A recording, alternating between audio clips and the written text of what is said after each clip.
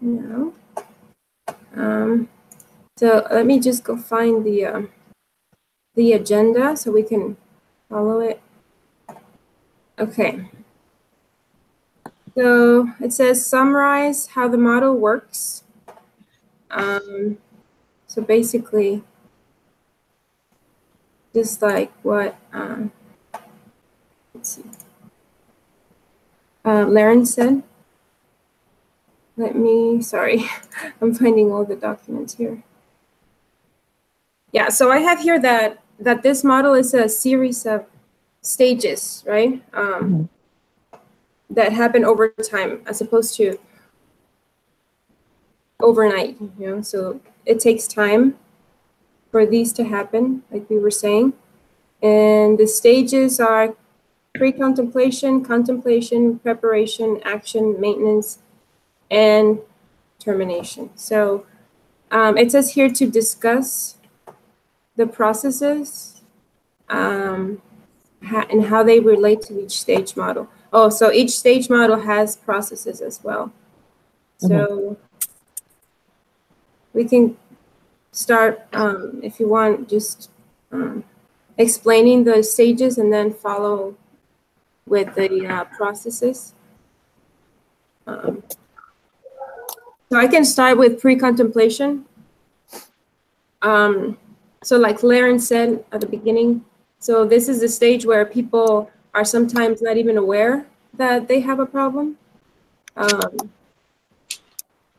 So for example, like in the scenario, these students probably don't know that spending a lot of time playing video games is bad for them. But of course it is because of their grades, right? Their grades are, they're struggling academically at school. So sometimes people may or may not be aware that there needs to be a change in their behavior. So that's the first one. Does anyone want to discuss the second one? So the second one is contemplation. So basically they're thinking about changing something in the future. And this is when, like we talked about how we liked, but they said it's going to be maybe in the next 6 months. So I found that really interesting. And I totally agree with that. Like when you're talking to someone, they're like, I'm sure all of us are saying like, okay, I can't focus on this until school is done. So April 12th or April 14th. So I really like that, how they kind of broke it down with the 6 months. And then they're going to struggle with positive effects they see as a result of a behavior change and the amount of effort, energy, and sense of loss required to overcome the problem or becoming aware of pros and cons. So I think that all fits into the 6 months. And so those are all things like I have 100 things that I'm like, I can't focus on right now because school is a priority. And then, so I think about like the effort, the energy, and the time. But I'm focused, I'm like, as I'm finishing this semester, I'm thinking about like the pros and cons of changing that behavior. So I really, really enjoyed this one of these steps. Awesome. I can take preparation. So with preparation, they're intending to take action in the very near future. They've developed a plan of action to take, and they're ready to begin. And if they've kind of relapsed, they kind of go back to the preparation stage. If they've already tried to do the action stage, but then they do the same thing, they try and get ready to go again. But within the preparation stage, the process is self-liberation, and it's the belief that they can change and that they are committing, and if they need to, they can recommit to act on the belief that they will change.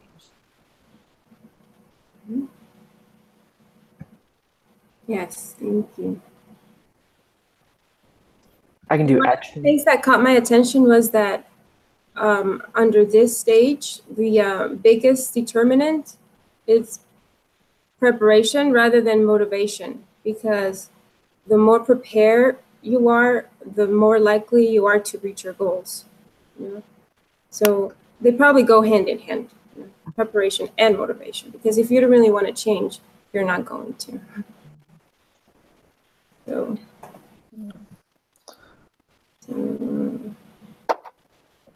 I can talk about action. The action stage is after preparation. It's when they've actually made specific modifications in their lifestyle within the past 6 months. So it's freshly new changes that they're making. One thing I do remember reading was how often during this stage, the people in this stage will relapse back to their old ways. So they need a lot of help during this time, just of reassurance and I guess, and I also talked about the pros and cons, and they just need to be reminded of those things and of why they're changing, because they still are in the process of, they're still new at trying to make that change in their life.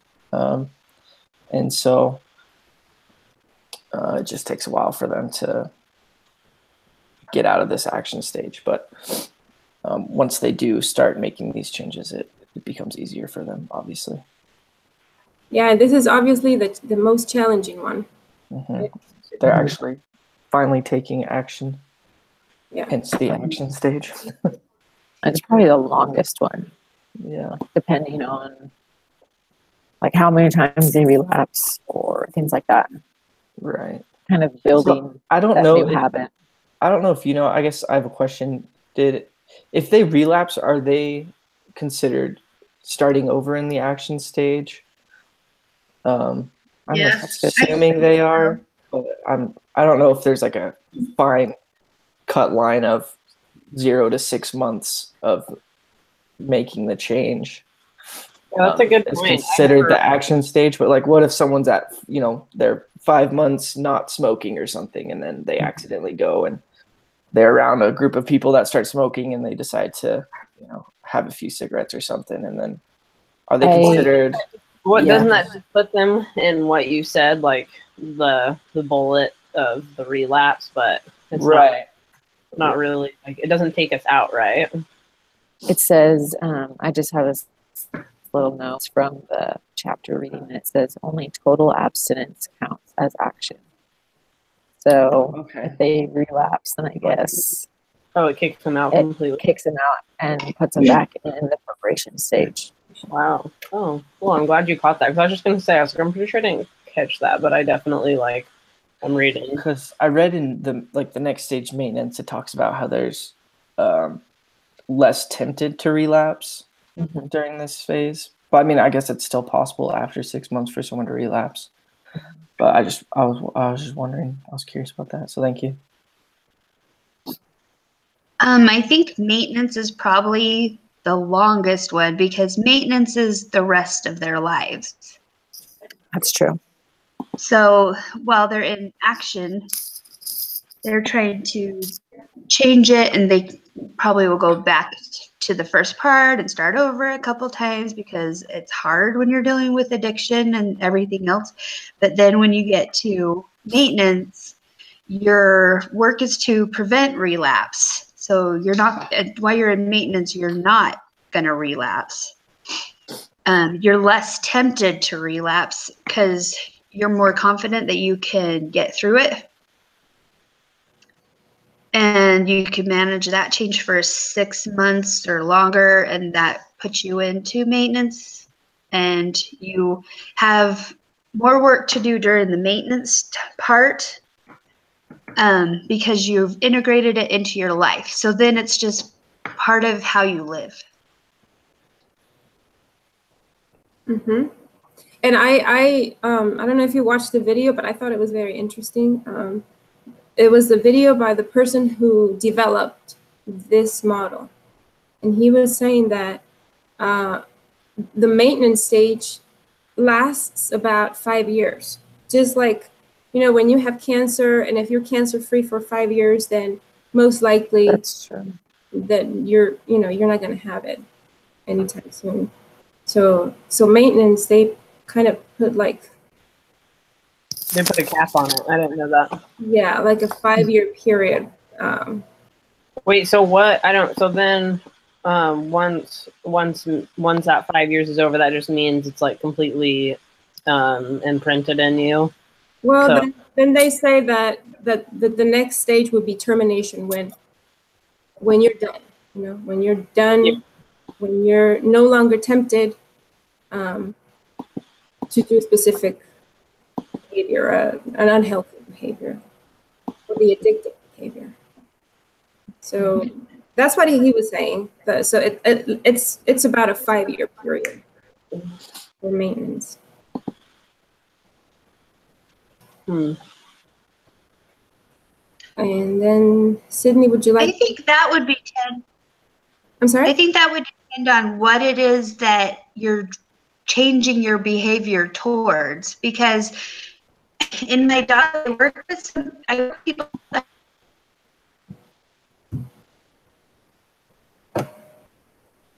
Can you hear Tanya? No.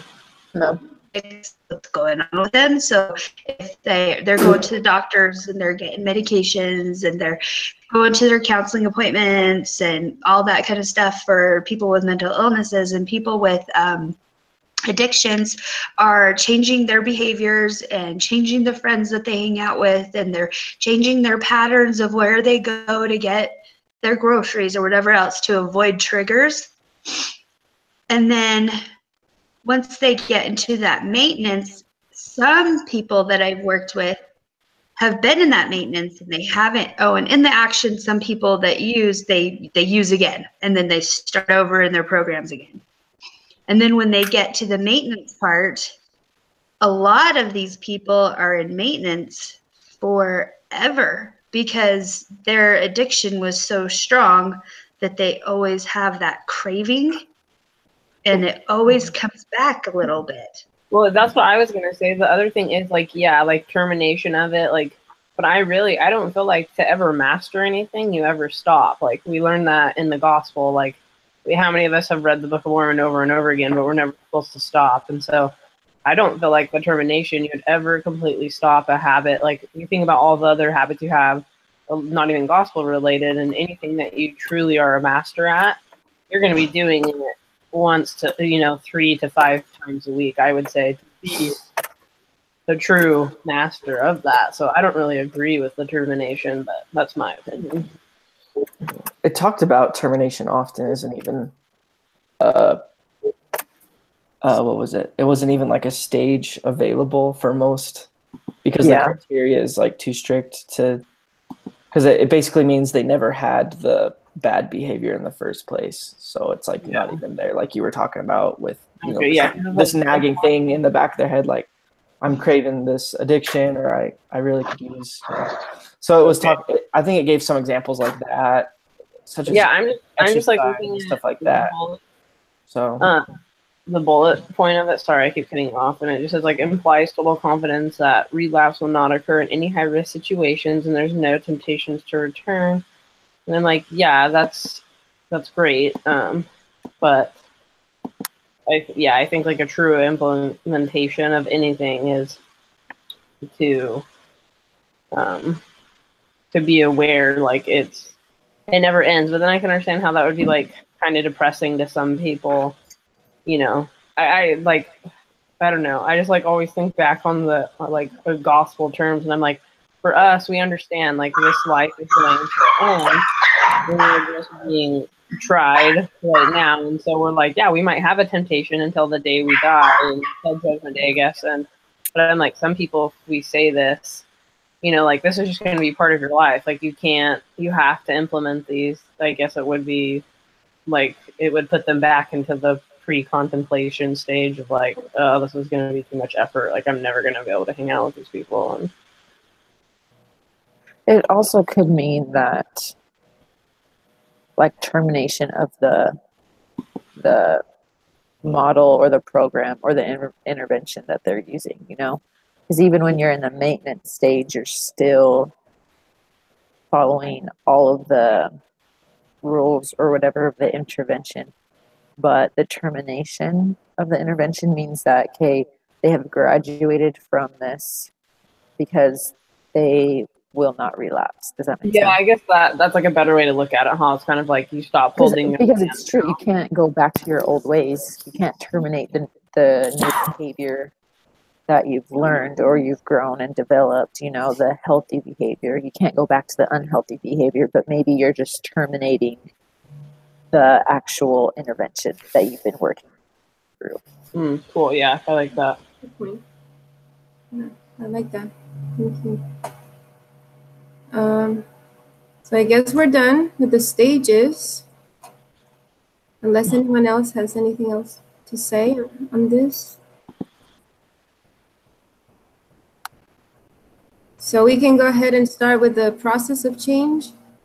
Did we go over that? Was that like kind of what or no? Was that like what we were saying about the bullet points and everything underneath the process, or no?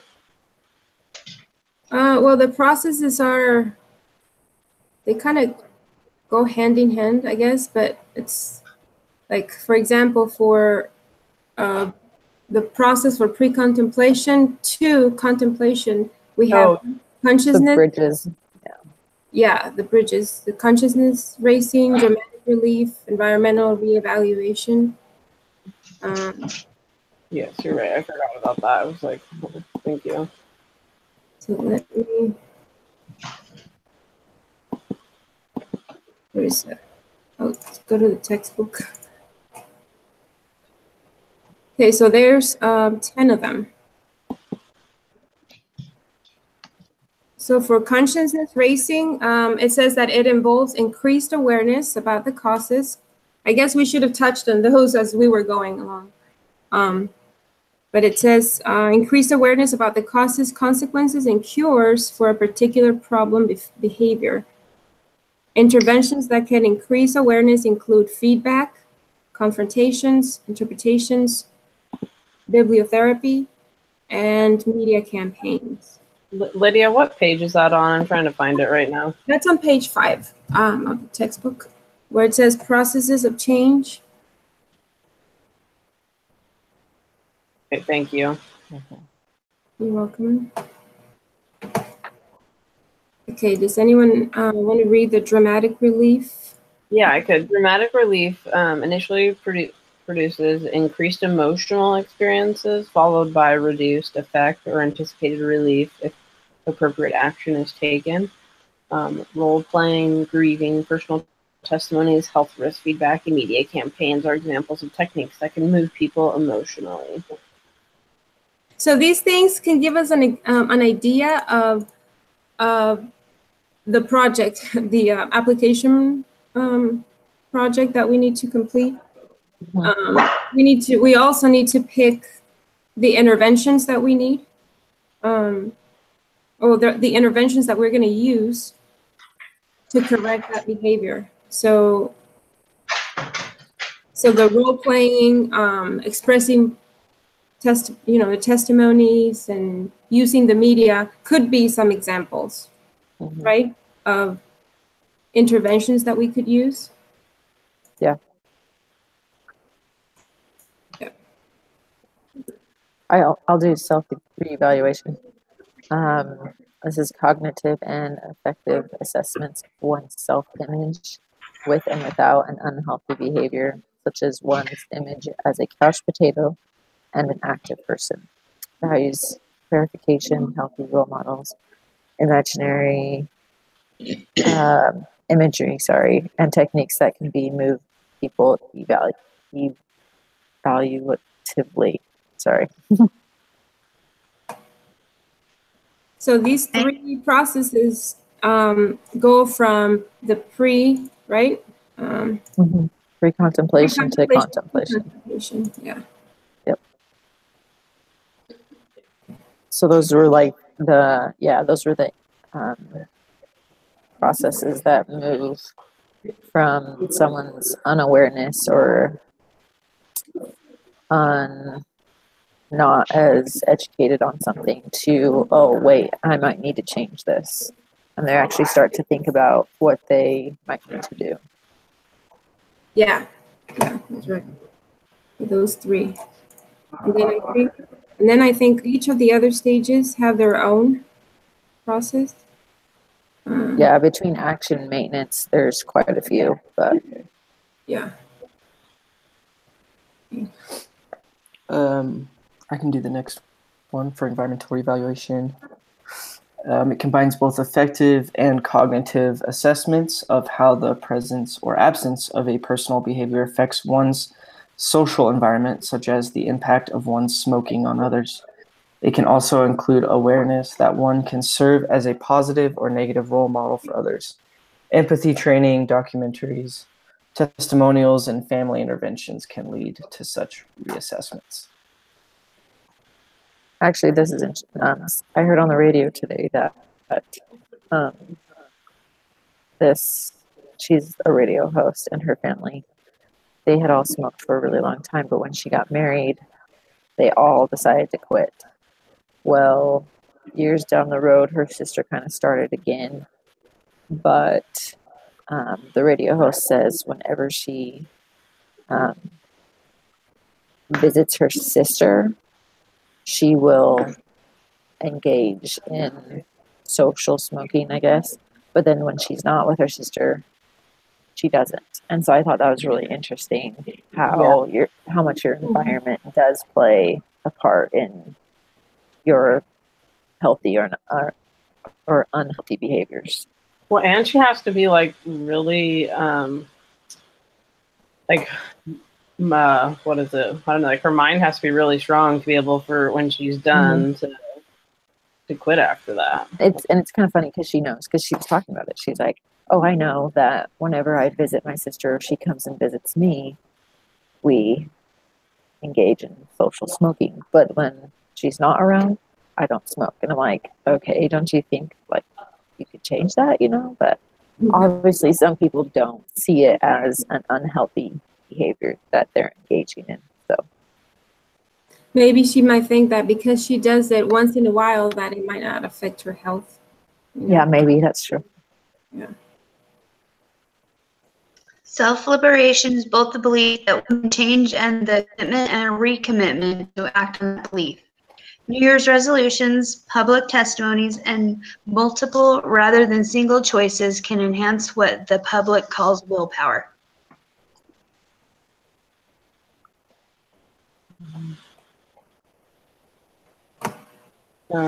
Is it 6? Should I read 6? Yeah. Sure. Okay.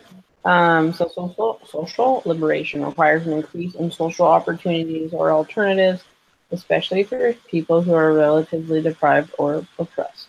Advocacy, empowerment procedures, and appropriate policies can produce increased opportunities for minority health promotion, gay health promotion, and health promotion for impoverished people.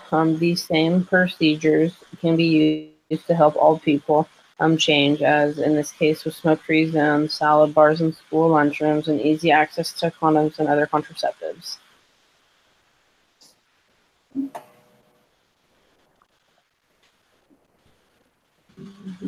Well, I can read number 7.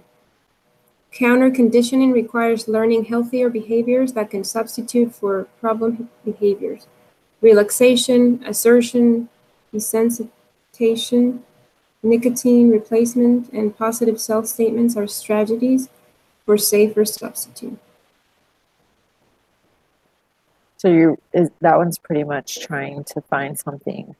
So I know, like I've seen some people that because they've smoked for a long time, they need something in their hands, you know, it's kind of like that comfort. And so some people might even suck on suckers, you know, the same thing. So is that counter conditioning? They're just trying to replace it with something else that's not. Is that what that is? Yeah, I think so. Finding a substitute.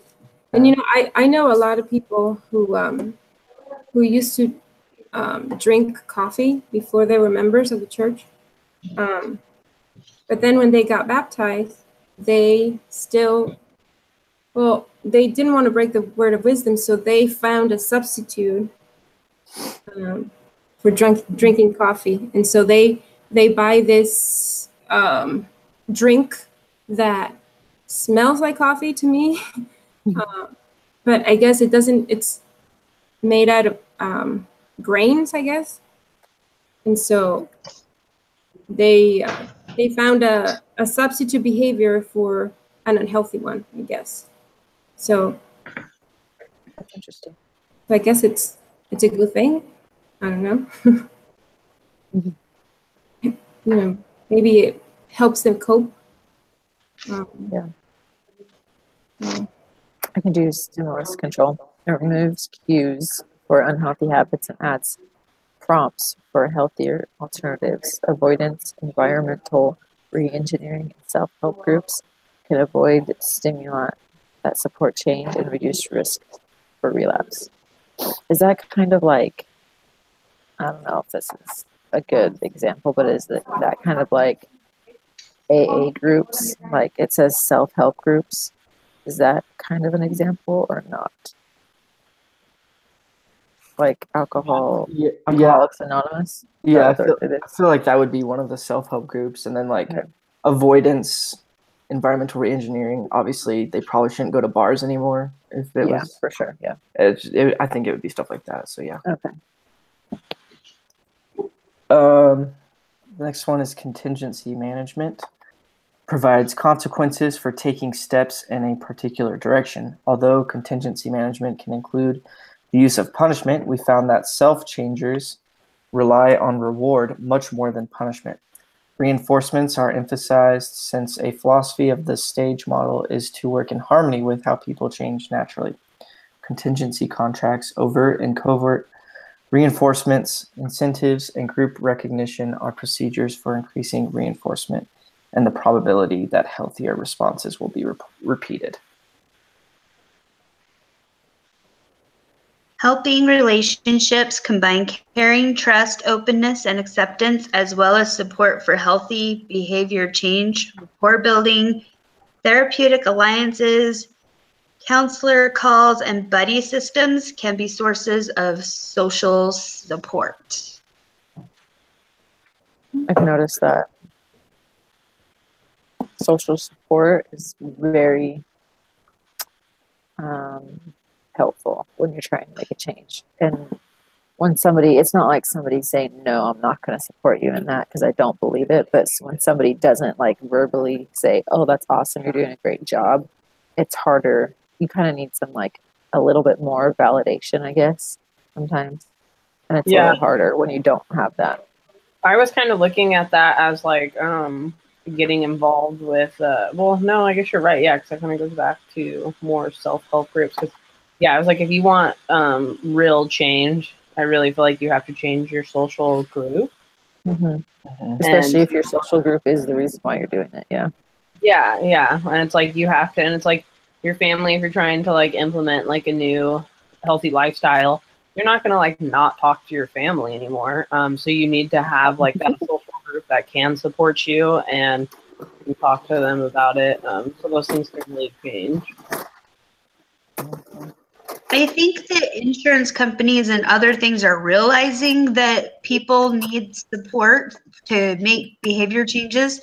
And so they're actually starting to pay for support services when before they wouldn't. They would only try to do things that was more focused on the exact health of it or, you know, that type of thing. But now they have peer supports and family supports and support groups that, I mean, even Medicaid and stuff is starting to pay for those types of things when before they were cutting costs. Now they realize that it's cheaper to pay somebody to be a support system to keep somebody on the right track than it is to try to fix someone who didn't have any support and went back to where they were.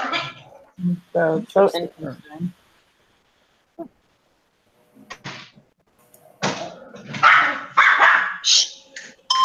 All right, awesome. So now it says here to choose one of the scenarios, and then maybe come up with a few interventions. So I don't know if you got the chance to read both scenarios, and which one did you like? Which one would you want to pick? It doesn't matter to me. Okay, so I kind of like the first one.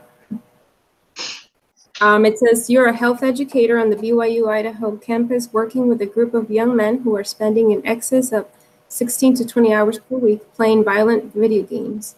These young men are struggling academically at school. Upon initial interview with these young men, none of them feel that they have a problem and are happy with the amount of time they spend gaming. So I don't know if you have your table, your interventions table, but I think the one of the interventions I would pick is health communication strategies, because obviously these young men don't believe that they're doing anything wrong. So, so if you get the word out and tell them, make them aware of their of their choices. And like I said before, it looks like their grades were being affected by this behavior. So I guess, let's see, let me go back. So I guess one of the interventions I would pick would be health communication strategies to inform them about how it's affecting them. Yeah, and I think like health educational strategies could kind of be like included with the health communication strategies. I think with communicating to them about their choices, it's important to educate them about why spending so much time on those violent video games could potentially have an effect on them later. Obviously, they don't see it now because they don't believe that what they're doing is going to be harmful, but it could later on down the road. So I think that's part of health communication strategies, is actually educating them on the matter. Yeah, that's a good one too.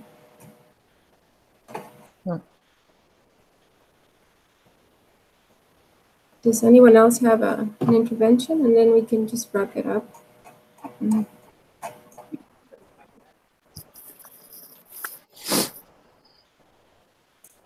Okay, so I guess we discussed everything that needed to be discussed. I'm not sure how many interventions we're supposed to pick for the relevance, because it doesn't say. I'm guessing as many as you can find, or because it's not very specific. So I guess it wouldn't matter how many you pick, but I guess all of them will apply.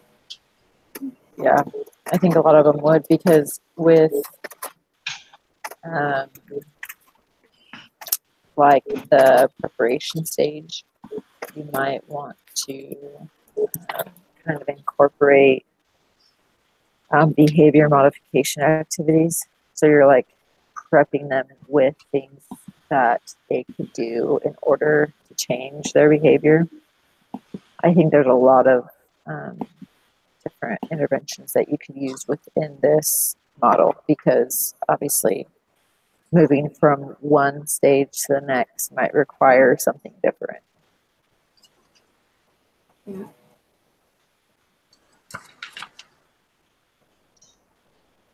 And something interesting I got from the video from this guy that developed these stages is that sometimes we may just not say anything, or I guess try not to intervene to those people who are having unhealthy behaviors. That you just wait and see until they get a life-changing event, until they can change. But he doesn't agree with that. He thinks that you shouldn't really give up, because they've done studies in which it's not that you're pushing people or trying to do what you want, but the simple act of telling them could probably help them. You know, it doesn't have to be a life-changing event like losing a loved one or an accident, being in an accident. You don't have to have those types of events in order to change behavior.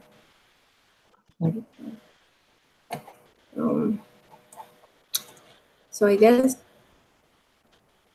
we're done with the meeting, and we've been about 40 minutes, so that should be good.